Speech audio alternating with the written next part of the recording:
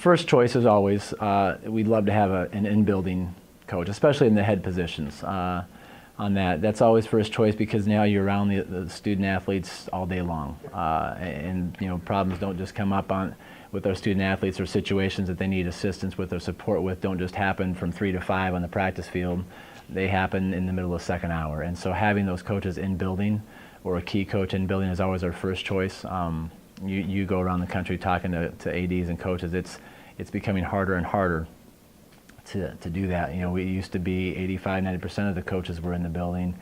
We're probably 50-50, maybe 55-45 in building versus out of the building, which becomes more of a challenge because, again, you're limiting the influence space, and you have to talk about those out of building coaches. And your next coach you'll talk to, Scott Myers, has been very successful at this as an out of building coach. John Ross and Michelle Goodall you talked to yesterday. They're not just in our building 3 to 5 when they're in season. They're in our building in the off season. If their swimmers are also basketball players, or the volleyball players are also tennis players, they try to get out and watch them. They try to be up in the building in the off season, trying to they might catch them during lunch or just be in the hallway during passing time, and they'll shoot a text or Remind 101 message to the kids, say, hey, I'm going to be in the foyer today between 2 and 3, stop by and see me if you have a chance. They try to get in the building and just connect with them other times, because that's a hard thing to manage. And like I said, I know that's a nationwide thing. I don't know why. I try to reflect on, well, why is it that there's less in-building coaches, less educators who want to be teachers and coaches? And part of that is just the stress education is put on teachers. I mean, you have to work hard to be a good classroom teacher anymore and meet everybody's expectations. And I think that increased pressure on classroom teachers has decreased an interest in being involved in the co-curricular programs as well.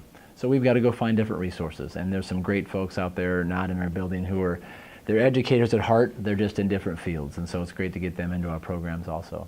I think the first thing to say is that I've never felt it to be a challenge here because I have 2 assistants that are in the building and the kids know they can go to them. But then I also think I've worked really hard to make sure I don't let that be a hindrance. They know I'm accessible, whether it be 30 minutes before practice, whether it be 3 hours after a practice. They can always send me a text to say, hey coach, what do you think about this? And so we also learn through that process to keep it professional. Hey, you guys can't text me at 10 o'clock at night. You wouldn't text a boss, so you can't text your coach that way. And then we also just teaching them how to approach a situation. If they're upset about playing time, if they're upset about a game, let it sit, let it resonate, and then make the right decisions. So for me, it's not a hindrance. Because I've got good assistants, but then we've also got something in place in the program where there is a line of communication for them to reach out to. And I'm here, I'm in town, I come to school often, so they see me in the hallways. I just saw one of our seniors now, and she's like, what are you doing here? And I was like, well, it's just one of those days. And she's like, yeah. So I think it's the fact that I make the effort to come in every now and then is a good thing for them. It's not my benefit, it's for them to know that, hey, I am here if they need me. I wouldn't say obstacles, but I think it is a disadvantage. I think you really want to be in every opportunity you can to get to know your athletes that you're coaching. I feel that is an advantage to get to know them. I see these athletes in other arenas though now because of my position.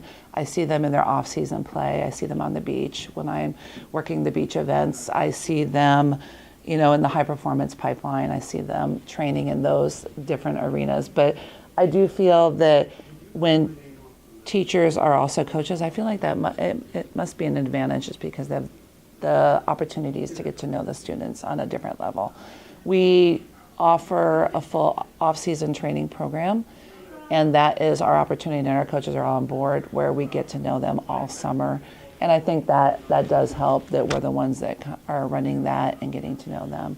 And I think you have to create opportunities where you can, get to know the athletes outside the gym.